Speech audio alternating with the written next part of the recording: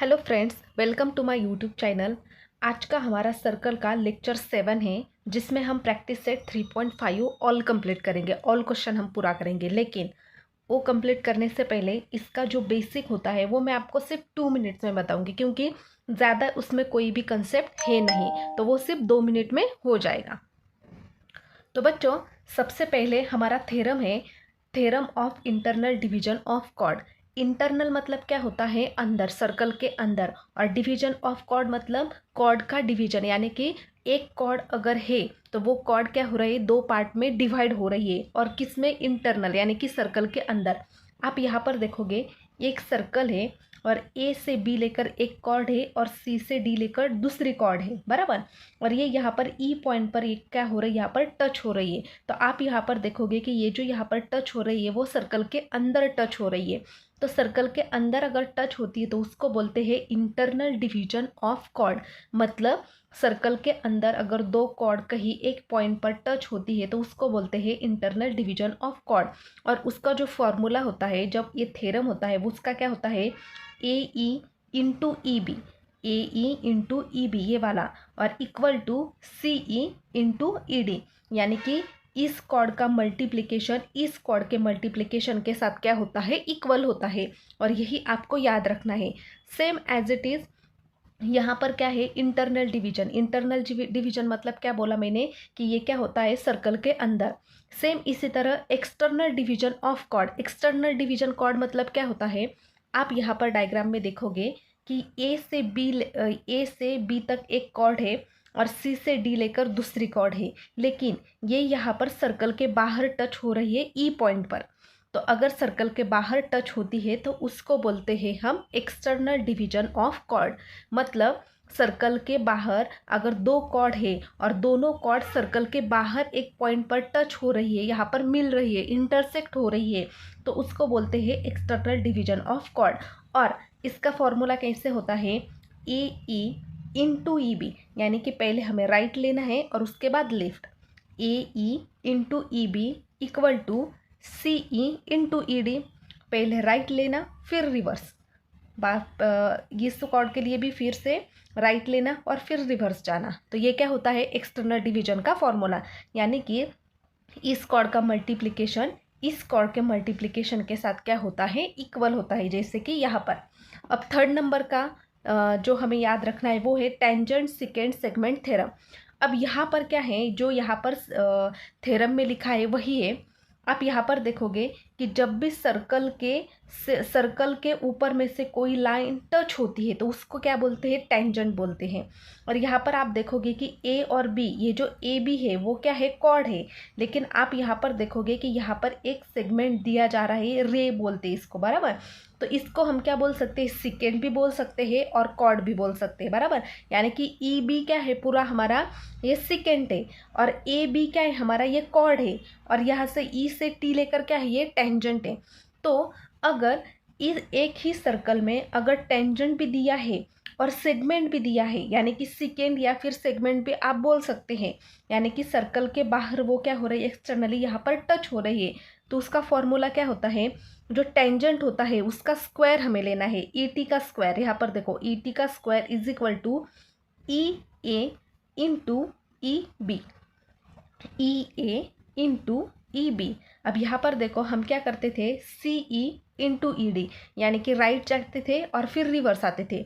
अब यहाँ पर क्या है, ई ए राइट और बाद में भी राइट ही है, ई बी ही है, लेकिन पहले ये छोटा वाला और बाद में बड़ा वाला, ऐसा आपको क्या करना है, यहाँ पर याद रखना है। तो चलते हमारे क्वेश्चन नंबर 1 की तरफ। तो क्वेश्चन नंबर 1 है हमारा, इन द फिगर रे P Q touches the circle eight point Q, touches the circle eight point Q. और पी क्यू हमें यहाँ पर दिया है 12 सेंटीमीटर, पी आर हमें दिया है यहाँ पर 8 सेंटीमीटर, और हमें क्या निकालना है, P S and R S, P S and R S, P S और आर एस, यहाँ से यहाँ तक और यहाँ से यहाँ तक क्या करना है, हमें सॉल्व करना है। तो आप यहाँ पर देखोगे कि ये जो सर्कल है, सर्कल के ऊपर में यहाँ पर लाइन जा रही है, मतलब ये क्या है, ये क्या है, यहाँ पर हमारी टेंजेंट है, बराबर। और यहाँ से जो अंदर जा रही है वो क्या है, एक सेगमेंट है, या फिर हम सेकेंड भी उसको बोल सकते हैं। किस तरह से, यहाँ पर आप देखोगे, यहाँ पर देखो, ये टेंजेंट सेगमेंट थ्योरम क्या होगा, यहाँ पर यूज होगा। क्यों? क्योंकि यहाँ पर टेंजेंट दिया है और यहाँ पर ये एक सेगमेंट जा रही है, तो क्या होगा, टेंजेंट का स्क्वायर यानी कि ET का square is equal to right, छोटा वाला राइट और बाद में बड़ा वाला राइट। ये तो हमें यहाँ पर पता चला कि यहाँ पर टेंजेंट सेकेंड सेगमेंट थ्योरम लगेगा, लेकिन इसको लिखेंगे कैसे? तो यहाँ पर बच्चों हमारा जो PQ है वो क्या है, हमारा टेंजेंट है। तो हम यहाँ पर लिखेंगे PQ is a tangent, PQ क्या है, हमारा टेंजेंट है, बराबर। और ये जो PS है पूरा, वो PS क्या है हमारा, यहाँ पर PS हमारा क्या है, सेकेंट है। तो हम यहाँ पर लिखेंगे PS is a second, PS क्या है, हमारा सेकेंड है, बराबर। और PQ कितना दिया है हमें, यहाँ पर लिखेंगे PQ इज इक्वल टू 12 और PR कितना दिया है, PR इज इक्वल टू 8, बराबर। और ये क्या है, हमारे पास गिवन है, बराबर। अब जबकि हमने ये बता दिया कि PQ टेंजेंट है और PS क्या है, हमारा सेकेंड है, तो यहाँ पर हम डायरेक्टली लिखेंगे therefore by using tangent secant segment theorem. तो क्या है हमारा ये थ्योरम, तो आप यहाँ पर देखोगे हम क्या करते हैं, टेंजेंट का स्क्वायर यानी कि PQ का स्क्वायर, तो यहाँ पर आ जाएगा PQ का स्क्वायर इज इक्वल टू, पहले क्या है PR जो छोटा है, PR इंटू बाद में पूरा P और S, यानी कि पहले छोटा और बाद में पूरा वाला। अब यहाँ पर देखो PQ की वैल्यू है हमारे पास, PQ कितना है हमारे पास 12, तो यानी कि यहाँ पर आ जाएगा 12 का square is equal to PR है हमारे 8 और PS हमारे पास नहीं है, बराबर। तो यहाँ पर हमें PS मिल जाएगा। तो 12 का स्क्वायर कितना होता है 144 इक्वल टू 8 इंटू PS। अब ये जो 8 यहाँ पर क्या है मल्टीप्लाई में, तो वो इधर आकर क्या होगा, डिवाइड में जाएगा। तो 144 डिवाइडेड 8 इज इक्वल टू, यहाँ पर क्या बचेगा, PS बचेगा। अगर हम 8 से इसको डिवाइड करेंगे तो वो आ जाएगा 18 आ जाएगा, यानी कि 18 इज इक्वल टू PS। अब हमारे पास PS की वैल्यू मिल गई जो कि कितनी है 18। तो आप यहाँ पर देखोगे कि हमें यहाँ पर निकालने के लिए क्या बोला था, PS और RS, बराबर। अब पूरा PS हमने निकाला, ये जो पूरा PS है यहाँ से यहाँ तक, बराबर, वो कितना है हमारे पास अभी 18 है, बराबर। तो 18 PS हमारे पास है। अब हमें क्या चाहिए, RS यानी कि R और S। तो आप यहाँ पर देखोगे कि PS भी हमारे पास है और PR भी हमारे पास है। तो हम क्या करेंगे, इस PS में से PR को क्या करेंगे, माइनस करेंगे। ये इतने में से इतना माइनस करेंगे तो इतना हमें मिल जाएगा, बराबर। तो उसको लिखेंगे कैसे, तो यहाँ पर देखो हमें PS है, बराबर। तो PS का कॉम्बिनेशन क्या होता है, PS is equal to PR plus RS, बराबर। तो PS हमारे पास कितना है 18, तो 18 इज इक्वल टू PR 8 और यहाँ पर RS। तो इस 8 को हम इधर लेंगे तो हमें क्या मिलेगा, यहाँ पर RS मिल जाएगा। तो हम यहाँ पर क्या करेंगे, यहाँ पर हम लिखते हैं नाउ इन फिगर या फिर फ्रॉम फिगर से आप यहीं से बोल सकते हैं कि PS जो है, तो PS इज इक्वल टू क्या है RP या फिर PR भी लिख सकते हो, और RS लिखेंगे क्योंकि यहाँ पर हमें RS दिया है। तो PS की वैल्यू हमारे पास है 18 इज इक्वल टू RP की वैल्यू हमारे पास 8 प्लस RS हमें पता नहीं है, तो 18 इधर आ जाएगा। तो 8 प्लस सॉरी ये जो 8 प्लस में, तो इधर आकर वो -8 हो जाएगा और यहाँ पर बचेगा सिर्फ RS। अब 18 में से 8 चला जाएगा तो यहाँ पर बचेगा 10 RS, यानी कि RS की वैल्यू हमें कितनी मिली 10, जो कि हमें निकालनी थी। तो PS मिला हमें 18 और RS हमें मिला 10। Question number 2, in the figure chord MN and chord RS intersect at point D। तो यहाँ पर हमें फर्स्ट एंड सेकंड क्या किया, यहाँ पर मेजर करना है। लेकिन आप यहाँ पर देखोगे कि यहाँ पर जो सर्कल दिख रहा है इसमें दोनों कॉर्ड दी है और वो कॉर्ड सर्कल के अंदर क्या हो रही है, यहाँ पर टच हो रही है, बराबर। तो जब भी कोई सर्कल के अंदर दोनों कॉर्ड टच होती है तो ये जो इस कॉर्ड का जो मल्टीप्लिकेशन होता है वो इस कॉर्ड के बराबर बराबर होता है, इस कॉर्ड के मल्टीप्लिकेशन के बराबर होता है। जैसे कि यहाँ पर देखो इंटरनल डिवीजन ऑफ कॉर्ड, मतलब वो क्या हो रहा है, एक सर्कल में अंदर टच हो रही है, बराबर। तो AE इंटू ई बी यानी कि इस कॉर्ड का मल्टीप्लिकेशन इस कॉर्ड के मल्टीप्लिकेशन के बराबर होता है, इक्वल होता है। तो सेम यही हमें क्या करना है, इस वाले इक्वेशन में करना है। लेकिन हम इसको लिखेंगे कैसे, सबसे पहले हमें क्या दिया है, MN एंड RD ये दोनों क्या है, कॉर्ड है। तो हम यहाँ पर लिखेंगे कि MN and RS is a chord and intersect at point D internally मतलब क्या होता है कि ये जो MN और RS है वो क्या हो रहे हैं, D पॉइंट को इंटरनली यानी कि सर्कल के अंदर टच हो रही है, बराबर। तो अगर हमने ये स्टेटमेंट लिख दिया तो हम यहाँ पर डायरेक्टली ऐसा बोल सकते हैं कि therefore by using theorem of internal division chord.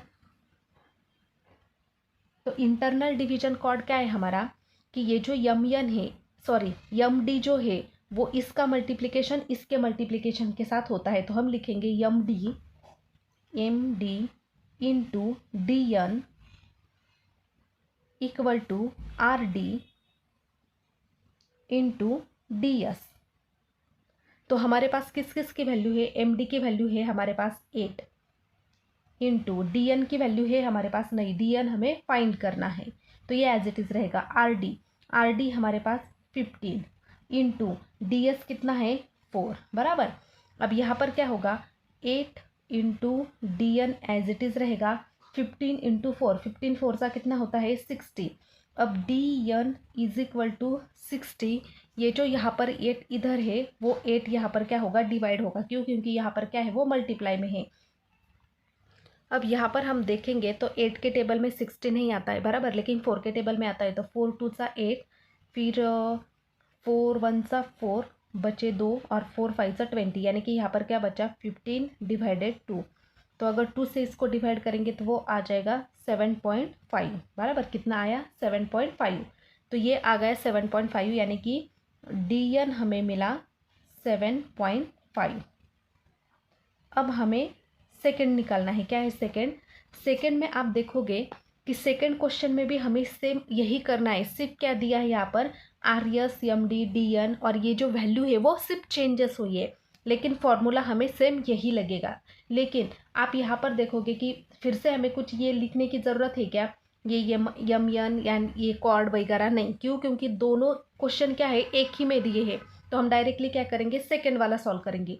तो आप यहाँ पर देखोगे कि सेकेंड में हमें क्या दिया है कि RS दिया है हमें 18, उसके बाद MD दिया है हमें 9, DN दिया है हमें 8 और DS हमें यहाँ पर क्या करना है, फाइंड करना है।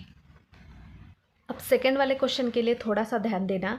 यहाँ पर देखो RS दिया है, RS यानी कि ये पूरा और ये यहाँ से यहाँ तक कितना दिया है, RS 18 दिया है यहाँ से यहाँ तक, बराबर। अब M और D कितना दिया है, यहाँ पर 9 दिया है। DN यानी कि DN दिया है 8। तो हमें फाइंड क्या करना है, DS फाइंड करना है, बराबर। आप यहाँ पर देखोगे कि अगर हमें RD दिया होता तो हम DS क्या करते, दोनों को प्लस करके निकाल लेते, बराबर। लेकिन हमें यहाँ पर RS दिया है पूरा, बराबर, और DS निकालने के लिए बोला है। तो आप यहाँ पर देख सकते हैं कि हमारा जो RS होता है वो किसका कॉम्बिनेशन होता है, RD प्लस DS, बराबर। लेकिन RD है क्या हमारे पास, नहीं, और DS भी है क्या हमारे पास, नहीं। तो इनमें से किसी की एक वैल्यू हमारे पास होनी चाहिए, बराबर, लेकिन किसी की भी नहीं है। तो हम क्या करेंगे, देखो आर एस हमारे पास है, लेकिन इन दोनों में से कोई भी, ये भी वैल्यू नहीं है और ये भी वैल्यू हमारे पास नहीं है। तो हम क्या करेंगे, ये जो आर और डी है, ये क्या है, आर और डी है, इस आर डी को मैं क्या करती हूँ, एक्स कंसिडर करती हूँ, बराबर। अगर मैंने आर और डी को एक्स कंसिडर किया तो ये एक्स हो जाएगा, बराबर। तो अगर इस x को क्या करेंगे, हम 18 में से x माइनस करेंगे। कैसे, यहाँ पर देखो ये क्या हो जाएगा, 18 हो जाएगा, बराबर। ये x हो जाएगा और ये plus D S as it is रहेगा, बराबर। अब इस x को मैंने इधर लिया तो वो क्या हो जाएगा, 18 minus x is equal to D S, बराबर। यहाँ पर क्या करती हूँ, मैं आपको डायरेक्टली लिख कर बताती हूँ। यहाँ पर मैं आपके लिए छोटी सी डायग्राम बनाती हूँ हाथ से ही, और यहाँ पर इस तरह का कॉर्ड है, आप समझ लेना। ये है हमारा यम, यन, आर और यस, बराबर। अब यहाँ पर देखो हमें फाइंड क्या करना है, डी एस, बराबर। हमें आर एस दिया है, आर एस ये पूरा कितना दिया है, हमें यहाँ पर 18 दिया है, बराबर। अब ये वाली वैल्यू नहीं लिखती हूँ मैं, क्योंकि वो डायरेक्टली दी है, तो यहाँ पर मैं लिखूँगी कि वो ज़्यादा आपको गिचड़ बिचड़ लगेगा। तो यहाँ पर हमें डी एस निकालना है, बराबर। तो यहाँ पर है आर, यहाँ पर क्या है, डी, यानी कि डी एस निकालना है। लेकिन हमारे डी एस की भी वैल्यू नहीं है और आर डी की भी वैल्यू नहीं है, तो हम क्या करेंगे, डी एस हमें निकालना है, तो हम क्या करेंगे, इसको एक्स कंसिडर करेंगे, बराबर। तो यहाँ पर मैं लिखती हूँ let D S is equal to x, बराबर। अगर हमने डी एस को क्या किया, एक्स कंसिडर किया, तो आप यहाँ पर देखोगे कि आर डी प्लस यहाँ पर क्या होगा, एक्स, बराबर। तो ये जो आर एस है वो आर एस किसका कॉम्बिनेशन होगा, आर एस। आप यहाँ पर देखोगे कि R S, therefore R S is equal to R D plus D S, बराबर। और रीज़न क्या लिखोगे, R comma sorry dash D comma S, यानी कि ये तीनों क्या है, एक लाइन में है, बराबर। तो आर एस कितना दिया है हमें, 18 दिया है, बराबर। 18 is equal to R D हमें दिया है क्या, आर डी नहीं दिया है, तो आर डी की जगह हम क्या करेंगे, आर डी लिखेंगे प्लस डी एस कितना कंसिडर किया हमने, एक्स कंसिडर किया। अब ये जो एक्स यहाँ पर है वो इधर आएगा, तो यानी कि 18 minus x is equal to R D, यानी कि यहाँ पर हमें जो आर डी है वो कितना मिला, 18 माइनस एक्स। यानी कि अब हम आर डी की जगह क्या पुट करेंगे, 18 माइनस एक्स। लेकिन उसके लिए हमारे पास फॉर्मूला क्या है, ये वाला, जो हम by using internal division chord का यूज़ करते हैं। तो यहाँ पर भी हम लिख सकते हैं by using theorem of internal division chord. तो क्या है वो, M D into D N, M D into D N equal to R D plus D S. तो यहाँ पर हमारे पास एम डी की वैल्यू है क्या, एम डी हमारे पास 9 इंटू डी एन कितना है हमारे पास 8 is equal to R D. यहाँ पर देखो आर डी कितना है हमारे पास 18 माइनस एक्स प्लस ये जो डी एक्स है, डी एस है, उसको क्या कंसिडर किया है हमने, एक्स, बराबर। सॉरी यहाँ पर क्या किया मैंने, गलती से प्लस लिखा, यहाँ पर क्या है, इनटू है, जो मैंने गलती से क्या किया था यहाँ पर। अब 9 इंटू 8, 9 इंटू 8 कितना होता है, 72 इज इक्वल टू, आप देखोगे यहाँ पर मल्टीप्लाई, तो यहाँ पर क्या होगा, इसका ये इससे क्या होगा, ये ब्रैकेट मल्टीप्लाई होगा। तो यहाँ पर देखोगे कि x इंटू 18 कितना होता, 18 x minus x into x कितना होगा, एक्स का स्क्वायर, बराबर। तो इस वाले इक्वेशन को हम कैसे लिखेंगे, x square minus 18 x plus 72 equal to 0। ऐसा क्यों लिखा, क्योंकि इक्वल टू के अगर 0 आता है तो हम यहाँ पर देखो, यहाँ पर ये क्वाड्रेटिक इक्वेशन बन रहा है, बराबर। अगर क्वाड्रेटिक इक्वेशन यहाँ पर बनता है तो इसके हम फैक्टर्स लगाकर ये सॉल्व कर सकते हैं, बराबर। फैक्टर्स कैसे लगाते हैं, ये फर्स्ट वाला और ये लास्ट वाले की क्या करते हैं हम यहाँ पर इनटू करते हैं, तो वो क्या आ जाएगा, 72। तो 72 के हमें ऐसे फैक्टर्स निकालने हैं जिसकी एडिशन कितनी आती है, -18 आती है, बराबर। तो 12 के टेबल में 72 आता है, आप देखोगे 72, 12 6 का कितना होता है, 72, और दोनों को माइनस करेंगे तो इनकी एडिशन कितनी आ जाएगी, -18 आ जाएगी, जो आपको पता है ऑलरेडी हमारे ये सेकेंड नंबर के चैप्टर में हो चुका है। तो इसकी जगह हम क्या लिखेंगे, ये तो कैसा आएगा वो, x square minus 12 x minus 6 x plus 72 as it is equal to 0। अब ये वाली एक टर्म बन गई, ये वाली एक टर्म और ये वाली एक टर्म, बराबर। तो यहाँ पर x को हम क्या करेंगे, कॉमन लेंगे, तो यहाँ पर एक x बचेगा माइनस, यहाँ पर क्या बचेगा 12, क्योंकि ये x हमने ऑलरेडी बाहर निकाला है। तो ये जो टर्म होती है वो एज इट इज़ यहाँ पर सेम होती है, वो आपको ऑलरेडी पता है। तो यहाँ पर ये यहाँ पर क्या है, x लिया है, तो यहाँ पर क्या बचेगा 6 बचेगा, लेकिन किस में, माइनस में। तो यहाँ पर आप देख सकते हो कि अगर हम इसको कॉमन लेंगे तो ये क्या हो जाएगा, -6x प्लस 6 12 72। तो ऐसे भी करके आप देख सकते हैं। तो एक बार हम x माइनस 12 को एक ब्रैकेट में लेंगे और x माइनस 6 को जो बाहर है उसको एक बार लेंगे।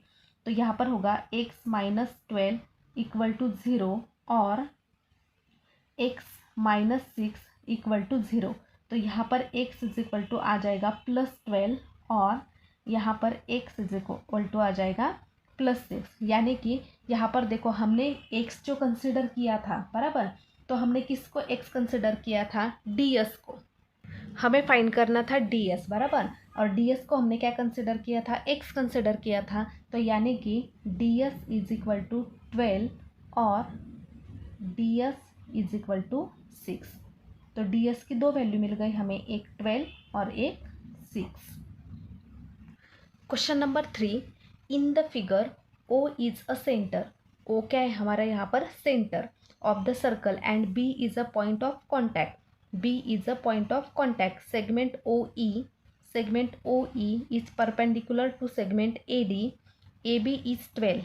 AB कितना दिया है, ये यहाँ से यहाँ तक दिया है 12, बराबर। AC कितना दिया है, ये दिया है यहाँ पर 8। और हमें फाइंड करना है AD, DC और DE। अब यहाँ पर आप यहाँ पर ऑब्जर्व करोगे तो ये डायग्राम हमें कैसे दिख रही है, यहाँ से सर्कल के ऊपर में क्या हो रही है, लाइन जा रही है, यानी कि ये क्या है, टेंजेंट है। और इसके अंदर से ये एक कॉर्ड है, बराबर, और ये कॉर्ड के साथ इसको हम सेगमेंट भी बोल सकते हैं, यानी कि यहाँ पर हम टेंजेंट सेकेंड सेगमेंट थ्योरम लगा सकते हैं, बराबर।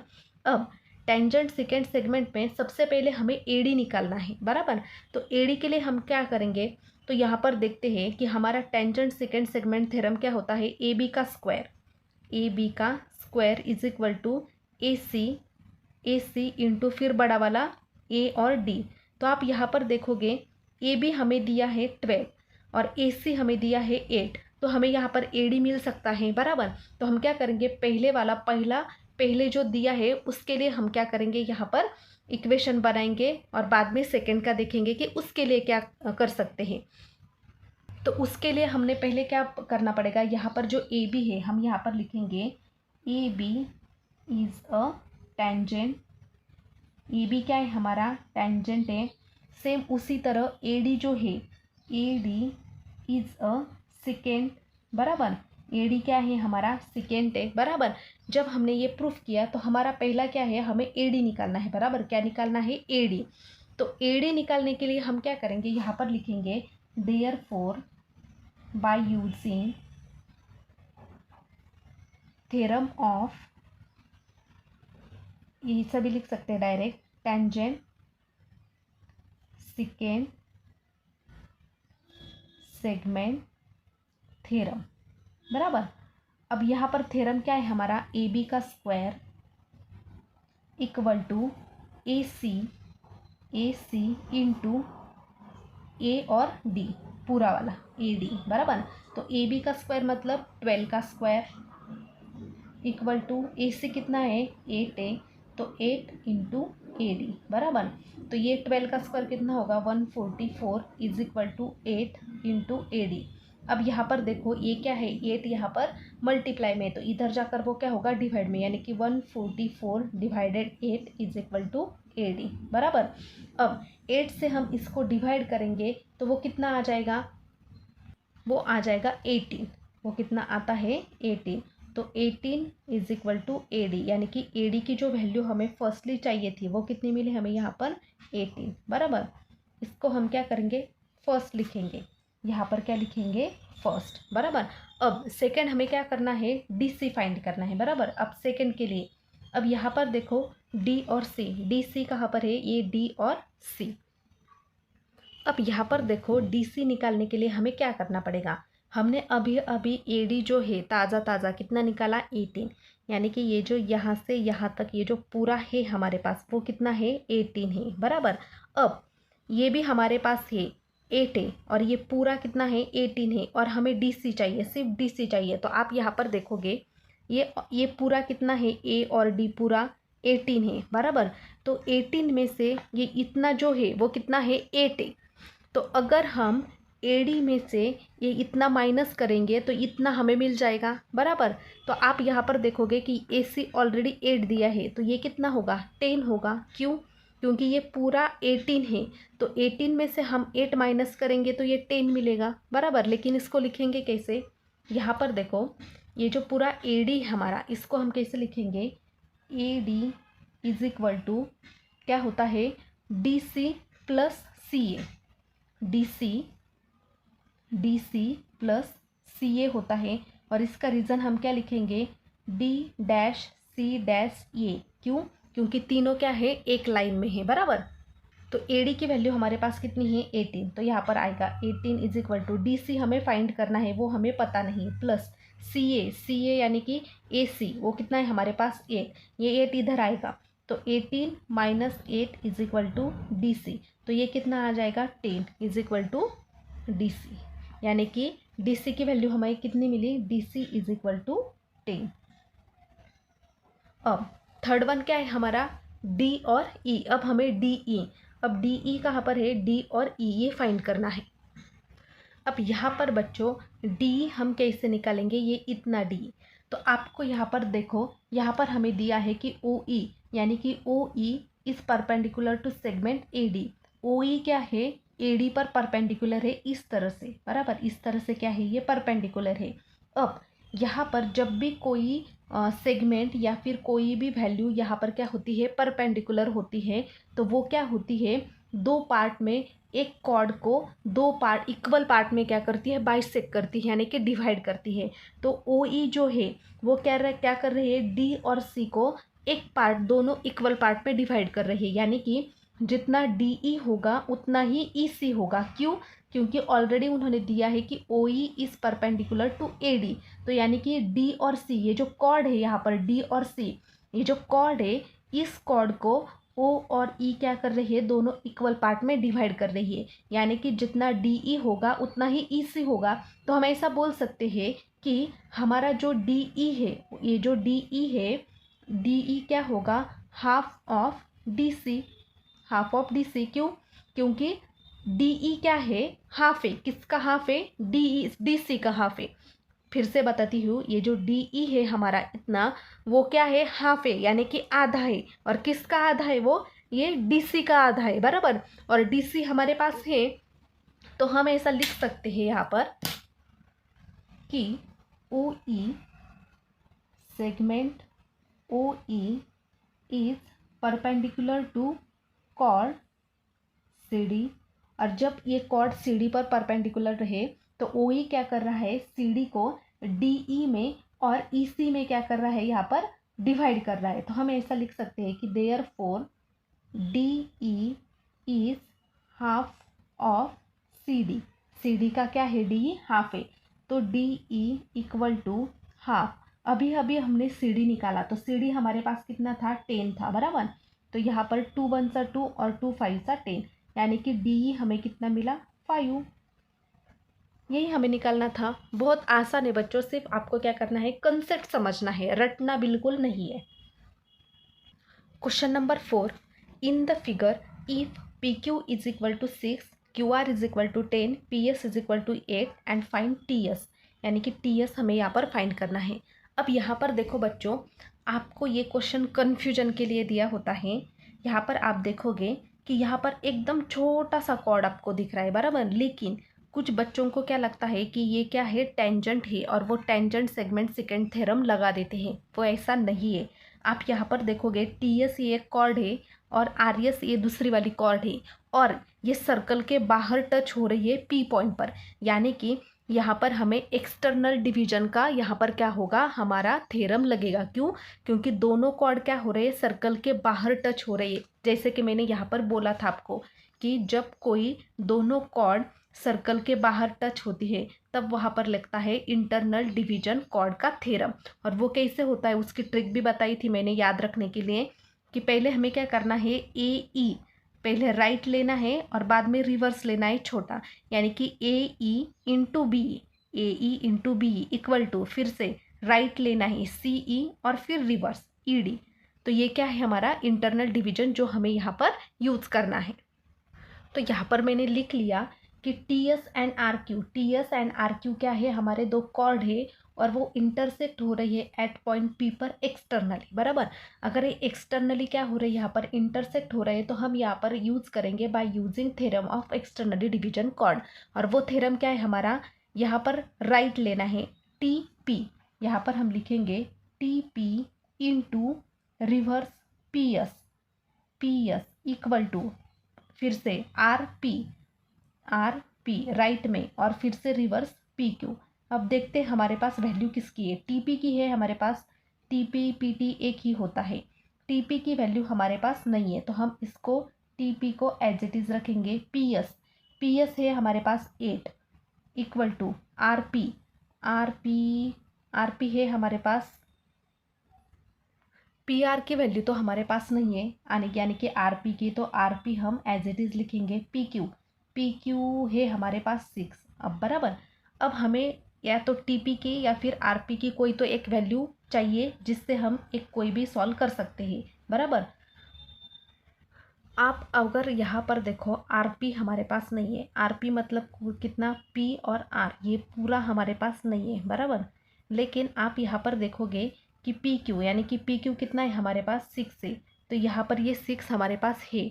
और आप यहाँ पर देखोगे तो क्यू आर यानी कि आर क्यू या क्यू आर एक ही होता है, वो कितना दिया है 10, यानी कि ये 10 दिया है और ये 6 दिया है, तो आर पी का कॉम्बिनेशन क्या होता है, R Q plus Q P, बराबर। तो दोनों को प्लस करेंगे तो हमें आर पी कितना मिलेगा, 16 मिलेगा। तो यहाँ पर हम उसकी वैल्यू क्या कर सकते हैं, पुट कर सकते हैं, लेकिन डायरेक्टली लिखेंगे क्या, नहीं, पहले हम लिखेंगे कि यहाँ पर जो आर पी आर होता है, P R is equal to किसका combination, R Q plus Q P. और इसका रीज़न क्या लिखेंगे, आर क्यू और पी एक ही लाइन में है, तो यहाँ पर इसको मैं इक्वेशन नंबर 1 नाम देती हूँ। अब P R is equal to यहाँ पर कितना है, आर क्यू 10 और वो क्या है 6, तो पी आर हमें कितना मिला 16, बराबर। तो मैं क्या करती हूँ, इसको इक्वेशन नंबर 2 नाम देती हूँ और यहाँ पर लिखती हूँ put P R in equation 1, बराबर। अब यहाँ पर लिखती हूँ T P into 8 is equal to P R की वैल्यू कितनी है 16, तो 16 इंटू 6, बराबर। तो T P is equal to 16 into 6, यहाँ पर ये जो 8 मल्टीप्लाई में है तो यहाँ पर वो डिवाइड में जाएगा। तो यहाँ पर बच्चों 8 1 सा 8 और 8 2 सा 16, यानी यहाँ पर 2 इंटू 6 बचा है, बराबर। तो टी पी की वैल्यू हमें 2 इंटू 6 कितनी मिलेगी, 12 मिलेगी, यानी कि टी और पी हमें मिला 12, बराबर। अब यहाँ पर देखोगे आप, हमें टी पी मिला, टी पी मतलब ये पूरा मिला, यहाँ पर देखोगे आप ये पूरा हमें कितना मिला 12 मिला, बराबर। अब हमें चाहिए क्या, टी एस, यानी कि ये इतना ही हमें चाहिए, बराबर। तो ये पूरा कितना है 12। अब यहाँ पर पी एस हमें दिया है क्या, यस, पी एस हमें 8 दिया है, तो आप यहाँ पर देखोगे कि ये पूरा यहाँ से यहाँ तक कितना है 12, बराबर। 12 में से ये कितना है 8 है, बराबर। ये अगर 8 है तो यहाँ से 8 कितना होगा, 12 में से अगर 8 माइनस करेंगे तो यहाँ पर कितना आ जाएगा 4, यानी कि ये कितना होगा 4। लेकिन डायरेक्टली लिखेंगे क्या, नहीं, तो वो भी कैसे हम लिखेंगे, यहाँ पर मैं लिखती हूँ कि देयरफॉर ये जो हमारा पी टी था, पी टी, तो पी टी का कॉम्बिनेशन क्या है हमारे पास, P S plus T S, बराबर। तो पी टी पूरा पी टी हमने अभी अभी निकाला कितना निकाला 12, प्लस पी एस हमारा ऑलरेडी हमें इक्वेशन में दिया है 8, प्लस टी एस हमारे पास नहीं है, तो 12 minus 8 is equal to T S, तो ये कितना मिला 4, यानी कि टी एस की वैल्यू मिली हमें 4, जो कि हमें यहाँ पर निकालनी थी। Question number 5, in the figure segment E F segment E F is a diameter. हमें जो ई एफ दिया है वो क्या है, डायमीटर है, और आपको पता है डायमीटर क्या होता है, रेडियस का डबल होता है, बराबर। तो सेगमेंट डी एफ जो है हमारा इज़ अ टेंजेंट, वो तो हमें दिख रहा है, सर्कल के ऊपर वो लाइन बना रहा है, यानी कि डी एफ क्या है, हमारा टेंजेंट है, बराबर। The radius of the circle is r. तो आप यहाँ पर देखो, हमें जो रेडियस दी है सर्कल की वो कितनी दी है, आर दी है, यानी कि रेडियस होती है यहाँ से यहाँ तक आर, बराबर। तो यहाँ से यहाँ तक आर क्या है, वो रेडियस है, तो यहाँ से यहाँ तक भी कितनी होगी, आर ही होगी, बराबर। तो यानी कि पूरा डायमीटर कितना होगा, 2r। क्यों, क्योंकि डायमीटर क्या है, ई एफ है, ई एफ क्या है, यहाँ पर देखो ई एफ क्या है, डायमीटर है, बराबर। और डायमीटर क्या क्या होता है, रेडियस का डबल होता है, यानी कि ये आर प्लस ये आर कितना होगा, 2r, यानी कि यहाँ पर हमारा जो डायमीटर होगा वो कितना होगा, 2r होगा, बराबर। तो हमें आगे प्रूफ करना है कि हमारा जो डी ई है, तो D E into G E equal to 4r का स्क्वायर। अब वो हम कैसे करेंगे, आप यहाँ पर देखोगे कि हमारा जो डी एफ ई ट्रायंगल है, ये ट्रायंगल आपको कौन सा ट्रायंगल दिख रहा है, राइट एंगल ट्रायंगल, बराबर, क्योंकि ये क्या है, स्ट्रेट है, बराबर। तो अगर हम ये राइट एंगल ट्रायंगल में पाइथागोरस थ्योरम यूज करेंगे तो डी एफ का स्क्वायर हमें डी ई का स्क्वायर और फिर जी ई कुछ तो भी हमें यहाँ पर क्या होगा, मिलेगा। लेकिन उससे पहले हमें क्या करना पड़ेगा, यहाँ पर लिखना पड़ेगा पाइथागोरस थ्योरम। लेकिन उससे पहले हमें पता है कि ये जो डी एफ है हमारा, वो क्या है, हमारा टेंजेंट है, बराबर। तो हम क्या लिखेंगे कि D F is a tangent, बराबर।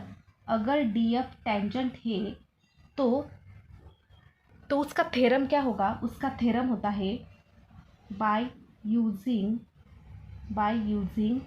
Tangent second segment theorem. और वो थ्योरम क्या होता है हमारा, वो थ्योरम होता है जो टेंजेंट है उसका स्क्वायर, यानी कि डी एफ का स्क्वायर इज इक्वल टू जो छोटा है डी और जी इंटू बड़ा वाला डी और ई, ये हमारा थ्योरम है, बराबर। अब ये क्या है हमारे पास 90, ये एक ट्रायंगल है, कौन सा, अब यहाँ पर देखो, in triangle D F E, in triangle D F E triangle में ये जो एफ एंगल है वो क्या है, 90 डिग्री का है। तो हम ऐसा लिखेंगे कि angle D F E is equal to 90 degree, बराबर। और ये क्या है, से टेंजेंट थ्योरम से हमने क्या किया, यहाँ पर ये प्रूफ किया टेंजेंट थ्योरम से, बराबर, टेंजेंट थ्योरम, बराबर। अब यहाँ पर हम लिखेंगे कि अगर ये 90 डिग्री है तो हम ऐसा लिख सकते हैं कि बाय यूजिंग पाइथागोरस थ्योरम। तो पाइथागोरस थ्योरम क्या होता है हमारा, जो बड़ी वाली साइड यानी कि डी ई का square is equal to remaining two side का स्क्वायर, यानी कि ई एफ का स्क्वायर प्लस डी एफ का स्क्वायर, या फिर डी एफ लिखो या एफ डी लिखो, कोई फर्क नहीं पड़ता। अब डी स्क्वायर है क्या हमारे पास, डी और ई का स्क्वायर नहीं है हमारे पास, तो वो हम एज इट इज लिखेंगे D E square is equal to E F है क्या हमारे पास, ई एफ भी हमारे पास नहीं है, सॉरी ई एफ है हमारे पास। आप यहाँ पर देखो, हमें रेडियस दी थी, the radius of the circle is r, यानी कि एच से लेकर एफ क्या है, रेडियस है। और ये जो ई एफ है हमारा वो क्या है, डायमीटर है। और डायमीटर क्या बोला मैंने कि डायमीटर क्या होता है, रेडियस का डबल, यानी कि डायमीटर कितना है, 2r है, बराबर। तो ई एफ की जगह हम 2r लिख सकते हैं, क्योंकि ये पूरा कितना है, 2r है, बराबर। तो यहाँ पर हम लिखेंगे 2r का स्क्वायर प्लस डी एफ हमारे पास नहीं है, तो डी एफ हम लिखेंगे डी एफ का स्क्वायर, बराबर। तो यहाँ पर बच्चों डी एफ हमारे पास नहीं है, लेकिन आप डी एफ की जगह ये लिख सकते हैं, डी एफ स्क्वायर मतलब क्या होता है, डी जी इंटू डी ई, बराबर। तो हम यहाँ पर लिखेंगे कि डी ई का square is equal to 2r का मतलब 2r स्क्वायर मतलब 2 का भी स्क्वायर और r का भी स्क्वायर, मतलब 2 का स्क्वायर कितना होता है 4, और r का स्क्वायर प्लस। अब यहाँ पर डी एफ हम क्या करेंगे, एज इट इज़ लिखती हूँ मैं यहाँ पर अभी के लिए। तो यहाँ पर क्या करती हूँ मैं, ये वैल्यू को इधर लाती हूँ तो ये जो डी एफ मैंने इधर लाया तो वो क्या हो जाएगा, माइनस हो जाएगा, यानी कि डी ई का स्क्वायर माइनस डी एफ का square is equal to 4r का स्क्वायर बराबर। अब इस डी एफ की जगह हम लिखेंगे डी ई का स्क्वायर माइनस डी एफ की जगह हम लिखेंगे D G into D E is equal to 4r square. अब यहाँ पर आप ऑब्जर्व करोगे, यहाँ पर भी डी ई है, यहाँ पर भी डी ई है और यहाँ पर भी डी ई है, तो एक डी ई हम कॉमन ले सकते हैं। अगर इस डी ई को मैंने कॉमन लिया डी ई, तो यहाँ पर क्या बचेगा, एक डी ई बचेगा और माइनस डी जी बचेगा, और यहाँ पर 4r square as it is रहेगा। आप करके देख सकते हो, डी ई इंटू डी ई कितना होगा, डी ई का स्क्वायर माइनस यहाँ पर कितना होगा डी जी, यानी कि ये एज इट इज़ रहेगा बराबर। तो इसको हम क्या करेंगे, कॉमन लेंगे, तो कॉमन लिया हमने तो ये बचा। तो अब यहाँ पर आप देखोगे, अब यहाँ पर देखो बच्चों, यहाँ पर जो डी ई है वो हमें चाहिए बराबर, ये 4r स्क्वायर भी हमें चाहिए। क्यों, क्योंकि यहाँ पर देखो, यहाँ पर भी डी ई है और यहाँ पर भी 4r स्क्वायर है बराबर। लेकिन यहाँ पर जो जी ई है वो जी ई हमें इसकी जगह हमें जी ई चाहिए बराबर। तो इसकी जगह जी ई क्या कैसे आएगा, यहाँ पर देखो D E minus D G की जगह हमें क्या चाहिए, जी और ई चाहिए बराबर। तो कैसे मिलेगा, तो आप यहाँ पर देखोगे कि हमारा जो डी और ई है, हमारा जो डी और ई है बराबर, डी ई है, तो इसमें से हमें क्या चाहिए, जी और ई। तो जी ई का कॉम्बिनेशन क्या होगा, जी हमें कैसे मिलेगा, अगर हम ई डी में से, अगर हम यहाँ ध्यान से देखो, हमें चाहिए ई और जी बराबर, हमें क्या चाहिए, ई और जी चाहिए बराबर।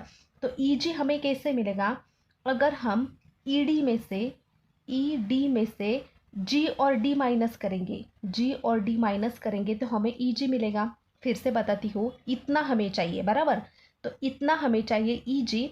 तो अगर हम इस पूरे में से इतना माइनस करेंगे तो ये हमें मिलेगा बराबर। तो इसको हम ऐसा लिख सकते हैं कि ई जी माइनस जो जी डी है उसको हम ई जी लिख सकते हैं। कैसे, यहाँ पर देखो, ये जो डी ई माइनस जी, यहाँ पर डी ई मतलब डी ई और ई डी एक ही होता है। यहाँ पर देखो डी ई और ई डी एक ही होता है, और यहाँ पर जी डी और जी डी, यानी कि इसकी जगह हम ई जी लिख सकते हैं बराबर।